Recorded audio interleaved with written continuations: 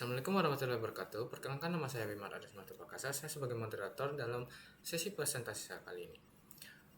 Di sini tema kami adalah sistem informasi perbankan dengan mata kuliah sistem informasi.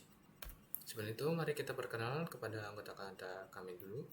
Yang pertama ada saya sendiri, Wimar Arismata Prakasa, dengan NIM F1D024100026. Serta ada lalu Muhammad Sabil Al-Faizin dengan NIM F1D024100067. Lalu ada Muhammad Izul Islam dengan NIM F1D024100077. Lalu ada Faras Hanif Aslam dengan NIM F1D024101118. Yang terakhir ada Muhammad Fatan Abdullah dengan NIM F1D024101124. Mari kita mengetahui dulu, sistem informasi itu berperan penting dalam dunia perbankan apa tidak? Jawabannya adalah iya, karena digunakan untuk mengolah data nasabah, transaksi, serta berbagai laporan keuangan secara terintegrasi. Melalui penerapan sistem informasi, proses operasional menjadi lebih efisien, aman, dan mampu meningkatkan kualitas pelayanan kepada nasabah secara keseluruhan. Baik, nama saya Aslam dan saya di sini akan menjelaskan tentang input, proses, dan outputnya. Jadi, pada input ini adalah tahap awal di mana berbagai data dimasukkan ke dalam sistem. Dan ini menjadi bahan dasar buat diolah lebih lanjut. Lalu di sini ada data nasabah yang dimana di sini akan mencakup identitas nasabah seperti nama, nomor rekening, alamat, dan informasi pribadi lainnya. Lalu ada data transaksi yang dimana di sini akan mencakup aktivitas keuangan seperti setoran, penarikan, transfer, atau pembayaran. Lalu yang terakhir ada data administrasi yang dimana di sini akan meliputi informasi pendukung seperti biaya administrasi, jenis layanan, dan kebijakan bank. Lalu di sini ada proses, yang dimana proses ini adalah bagian inti dari sistem informasi tersebut, yang dimana data yang sudah diinput akan diolah menjadi informasi yang berguna. Seperti di sana ada verifikasi data, yang dimana di sini akan memastikan keaslian dan kevalitan data nasabah serta transaksinya. Lalu ada pengolahan transaksi, yang dimana di sini akan menghitung saldo, mencatat perubahan, dan mengupdate catatan rekening nasabah. Lalu yang terakhir, di sini ada penyimpanan dan keamanan data, yang dimana di sini akan menyimpan hasil pengolahan dengan aman serta melindungi dari akses yang tidak sah seperti hacker atau semacamnya. Lalu ada output, yang dimana output ini merupakan hasil akhir dari pengolahan data, yang dimana isinya itu ada informasi saldo, yang dimana akan menunjukkan jumlah saldo terkini dari rekening nasabahnya. Lalu laporan transaksi, yang dimana berisi riwayat aktivitas keuangan yang telah dilakukan. Dan yang terakhir ada notifikasi ke nasabah berupa pemberitahuan melalui SMS, email, atau aplikasi ketika ada transaksi atau perubahan penting. Sekian, terima kasih. Oke, baik. Selanjutnya saya akan menjelaskan poin-poin di sistem informasi perbankan, yaitu ada level operasional, level pengetahuan, level manajemen, dan level strategis. Nah, level operasional yaitu yang pertama ada pembukaan rekening nasabah yang dilakukan di dalam aplikasi sistem informasi tersebut. Kemudian transaksi dalam aplikasi, yaitu mencakup apa saja yang akan dilakukan dalam sebuah aplikasi sistem informasi perbankan tersebut. Kemudian ada otomatisasi proses, yang dimana dia bakal nampilin notifikasi, verifikasi, pembayaran laporan otomatis dalam sebuah sistem informasi tersebut. Kemudian ada level pengetahuan, yang dimana fitur transaksi futuristik seperti telapak tangan atau sidik jari digital yang akan memudahkan sebuah transaksi. Kemudian ada asisten AI untuk pelayanan dan pengaduan nasabah. Di sini untuk mempermudah pengaduan penyampaian keluh kesah dari nasabah atau pengguna dari sistem informasi tersebut. Kemudian ada level manajemen, yaitu ada evaluasi rutin keluhan nasabah. Jadi sistem informasi ini akan melakukan evaluasi secara rutin terkait keluhan dari pengguna. Kemudian ada menampilkan data nasabah aktif dan pasif. Jadi tentang nasabah yang aktif dan pasif ini akan ditampilkan di dalam sistem informasi tersebut. Kemudian ada pengawasan transaksi secara real time.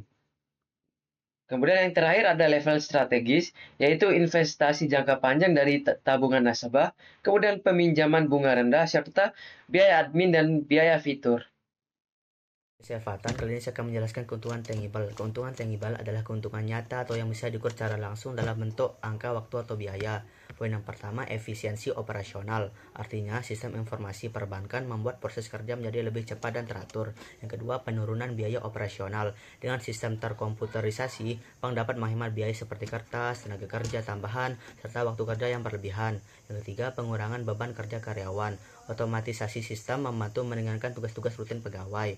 Kemudian keuntungan intangible adalah keuntungan tidak langsung yang sulit diukur secara angka, tetapi memberikan dampak besar terhadap kualitas dan kinerja organisasi. Poin yang pertama, peningkatan penggunaan aset. Sistem informasi membuat penggunaan aset seperti komputer, jaringan, dan waktu kerja menjadi lebih optimal. Yang kedua, meningkatkan fleksibilitas layanan. Dengan adanya sistem digital, layanan bank menjadi lebih mudah diakses kapan saja, baik melalui aplikasi ATM atau website. Yang ketiga, meningkatkan pembelajaran dan skill karyawan. Penerapan sistem informasi mendorong karyawan untuk belajar teknologi baru dan mengembangkan kemampuan digital mereka. Baik, selanjutnya di sini ada analisis tipe sistem informasi perbankan. Sistem informasi perbankan yang dibangun bukan merupakan bagian dari e-commerce, e-government, ataupun SaaS murni, tetapi lebih kepada sistem informasi bisnis yang khusus mendukung operasional dan layanan di industri perbankan. Namun, SI perbankan juga bisa berbasis SaaS atau Software as a Service jika dijalankan menggunakan layanan cloud. Kemudian di sini ada alasan kami memilih sistem informasi perbankan sebagai tugas proyek kami, yaitu yang pertama karena terinspirasi dari proyek teman. Kemudian perbankan di sini memiliki nilai bisnis yang tinggi. Selanjutnya sesuai fungsi dan kebutuhan bank. Kemudian yang terakhir ada memenuhi standar dan regulasi keuangan. Selanjutnya di sini ada personel kunci.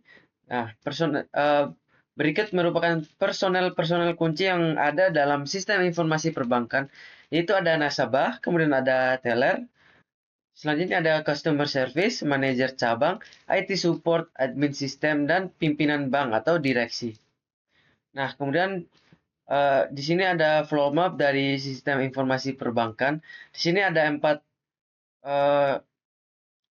poin penting, yaitu ada customer service, nasabah, teller, dan manajer cabang. Nah, di sini ada hubungan relasi antar customer service, nasabah, teller, maupun dengan manajer cabang. Seperti berikut. Mungkin sekian dari saya. Terima kasih. Di sini saya akan menjelaskan tentang fungsional rekrutmen. Dalam materi ini ada 4 fungsional rekrutmen, yaitu manajemen data nasabah dan transaksi keuangan, lalu keamanan dan penyimpanan data, yang ketiga ada notifikasi dan pelaporan, yang keempat adalah evaluasi dan monitoring manajemen. Selanjutnya ada non-fungsional, yaitu keamanan, kinerja, usability, dan portabilitas. Oke, selanjutnya ada Ishikawa diagram. Masalah utama yaitu gangguan terhadap transaksi. Ada beberapa kategori. Kategori yang pertama yaitu manajemen, kurangnya evaluasi rutin terhadap keluhan nasabah, tidak adanya monitoring manajemen real time, keterlambatan dalam pengambilan keputusan strategis saat terjadi gangguan sistem. Yang kedua, teknologi, kegagalan server atau jaringan, bug atau error pada sistem transaksi otomatis, kegagalan integrasi antar sistem teller, ATM, dan aplikasi mobile. Kemudian ada manusia, kesalahan input oleh teller atau CS, kurangnya pelatihan karyawan terkait sistem baru, kelalaian dalam verifikasi identitas nasabah. Kemudian kategori yang keempat, data transaksi tidak tersimpan dengan benar, tidak ada backup otomatis, inkonsistensi data antar cabang. Kemudian kategori yang kelima, lingkungan atau environment, gangguan listrik atau koneksi internet di cabang bank, serangan cyber dari pihak luar, kondisi geografis yang menyebabkan akses jaringan tidak stabil. Kemudian yang keenam, proses verifikasi dan otorisasi terlalu lama, tidak adanya mekanisme recovery cepat saat sistem down, prosedur kerja yang belum otomatis sepenuhnya. Sekarang kita berada pada akhir seksi ini, yaitu kesimpulan. Kesimpulannya adalah informasi perbankan berperan penting dalam mengelola data nasabah, transaksi, dan laporan keuangan secara terintegrasi, sehingga proses operasional menjadi lebih efisien, aman, cepat, dan berdasarkan analisis, kebutuhan sistem terbagi menjadi fungsional rekrutmen seperti pengelolaan transaksi, notifikasi secara otomatis, serta laporan real time, dan non-fungsional rekrutmen seperti keamanan data, keandalan sistem, serta kemudahan penggunaan. Melalui analisis Ishikawa ditemukan bahwa gangguan transaksi terutama disebabkan oleh faktor teknologi, proses, dan manusia. Oleh karena itu, solusi yang diperlukan mencakup peningkatan infrastruktur sistem, otomatisasi proses transaksi, serta pelatihan rutin bagi karyawan. Kesimpulannya, sistem informasi perbankan yang dirancang bertujuan untuk mendukung efisiensi, keamanan, dan transformasi digital layanan perbankan agar lebih modern dan andal. Mungkin itu saja dari saya. Mohon maaf atas kekurangannya. Wabillahi taufiq wal hidayah. Wassalamualaikum warahmatullahi wabarakatuh.